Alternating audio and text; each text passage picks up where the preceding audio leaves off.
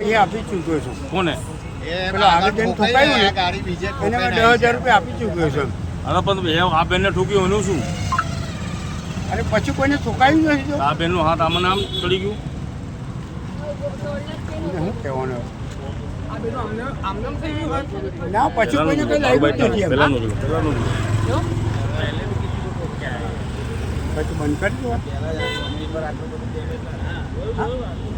હવે સાહેબ તમારા હાથમાં છે, જો એ ખર્ચા પાણી આપી દેતા હોય તો પછી નહીં તો કઈ વાંધો નહીં, કમ્પ્લેન લીધી શું ક્યાં પાસે પછી કોઈને લાગ્યું જ નથી. પછી તમે મને લાગે હજુ એમ જ લાગો નશામાં લાગો દાદા પછી કોઈને હજુ લાગ્યું. તમે નશામાં લાગો છો. આટલું બધું વાગ્યું છે લોકો તો વાગ્યું નથી વાગ્યું એમ કરો.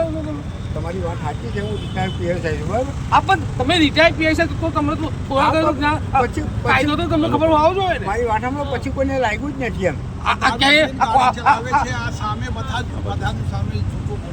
આ બધા ક્યાંય ખોટું કે એ ખોટું નહીં છે. મારી પાસે પૈસા બી નથી આપી કાલે. તો કઈ રીતે કાલે આપી हो तब કેસ कर देंगे. क्यों काले वो आदमी रहेगा? वो आदमी को दर्द आज हो रहा है ना, कल थोड़ी हो रहा है. आप जो भी है वो अरे बहन मैं कल दे दूंगा. नहीं कल आता ही नहीं है ना. कल किसने देखा है? आपने देखा है कल?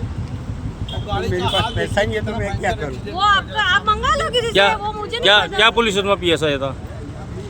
वो तो रिटायर થઈ ગયો છે. પણ કયા જગ્યાથી રિટાયર થયા? નવાપુરમ. નવાપુરામાં. શું નામ આપનું? ધીરજભાઈ ધીરજભાઈ કેવા? DN પરમાર. ડીએલ પરમાર. सब है.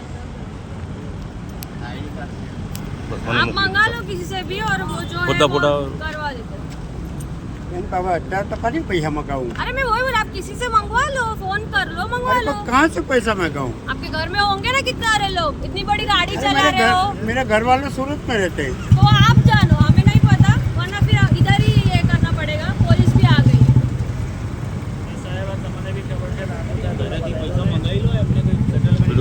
ભાઈ નું કાલે હોરા. તેઓ જે છે તેઓ વેગનાર લઈને નીકળ્યા હતા, પરંતુ તે નશાની હાલતમાં હતા અને તેઓ અકસ્માત સર્જ્યો છે. અને જે ક્યાંક